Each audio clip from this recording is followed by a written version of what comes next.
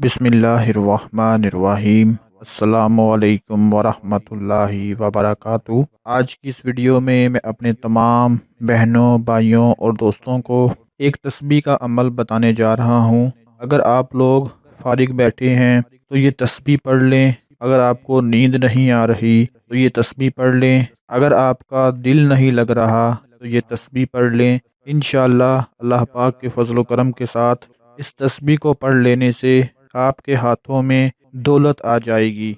दोस्तों, जैसा कि आप सबको पता है कि अल्लाह पाक का जितना शुक्र अदा किया जाए, अल्लाह पाक उतना ही ज़्यादा रिज़्क और दौलत से नवाज देते हैं।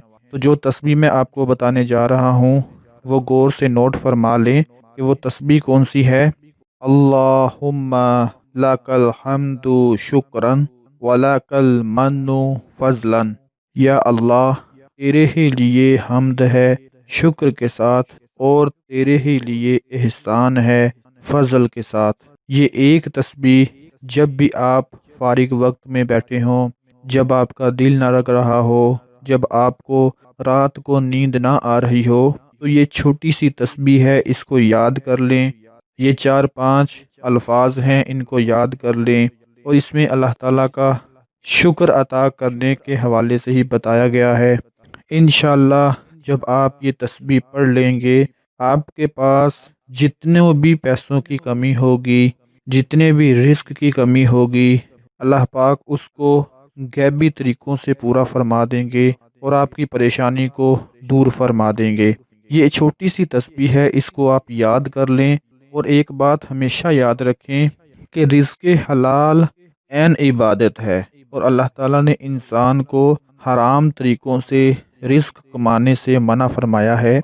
दोस्तों, इंसान की किस्मत में लिखा हुआ रिस्क उसको मिल ही जाता है। अब ये उस पर डिपेंड करता है कि वो जायज़ तरीके से मेहनत करे और हलाल तरीके से कमाता है, या फिर नाजायज़ तरीके से चोरी, डकैती, सूद, करप्शन या रिश्वत खोरी से हासिल करता है, जो कि हराम तरीके से कमाता है। अल्लाह पाक ने दोनों रास्ते इंसान को बता दिए हैं।